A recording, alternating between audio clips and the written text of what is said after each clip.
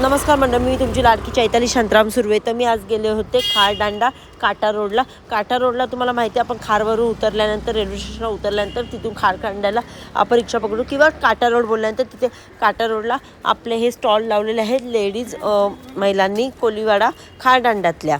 तर त्या खूप अशा छान टेस्टी तिथे जेवण बनवतात, जसे पापलेट असो किंवा सुरमई रावस किंवा काही कोलंबी, हे सर्व फ्राय किंवा रस्सा यांचे सर्व तिथे पदार्थ असतात बनवलेले.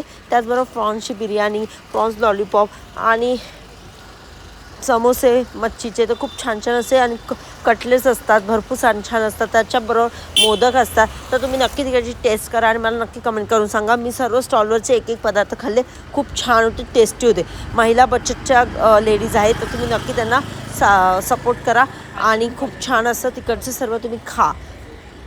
त्याचबरोबर तिथे सोलकढी पण भेटते आणि आपल्याला ताजी ताजी मच्छी भेटते. बघा, मच्छी वगैरे ताजी आहे, आपल्या समोरच आहे आणि आपल्याला तिथे ते मसाला लावून देतात खायला, मस्त फ्राय करून. आणि त्याचबरोबर तुम्ही समुद्र ठिकाणी आपण खात आहोत, तर छान असं समुद्राचा आनंद पण घ्यायचा आणि खायचं पण. खूप छान असं तिकडचं खाणं आहे, तर तुम्ही नक्की त्यांना सपोर्ट करा. माझ्या चॅनलला लाईक करा, शेअर करा जास्तीत जास्त, म्हणजे इथे ते लोक जातील, त्यांना एक सपोर्ट होईल. आणि सबस्क्राईब करायला विसरू नका गाईज. असेच माझे व्हिडिओ पाहत राहा, म्हणजे तुम्हाला वेगवेगळ्या माझ्या व्हिडिओवरती वेगवेगळे व्हिडिओ भेटतील.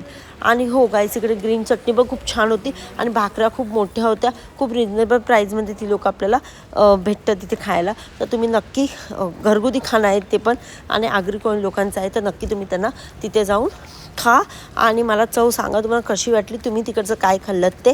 आणि तिकडची रावस पण छान होती, मोठी आपली अख्खी रावस असते ती आपल्याला ती लोक फ्राय करून देतात. आणि त्याचबरोबर हे मी बिर्याणी खात आहे, बघा किती छान होते आणि मस्त कोलंबीची बिर्याणी भेटते.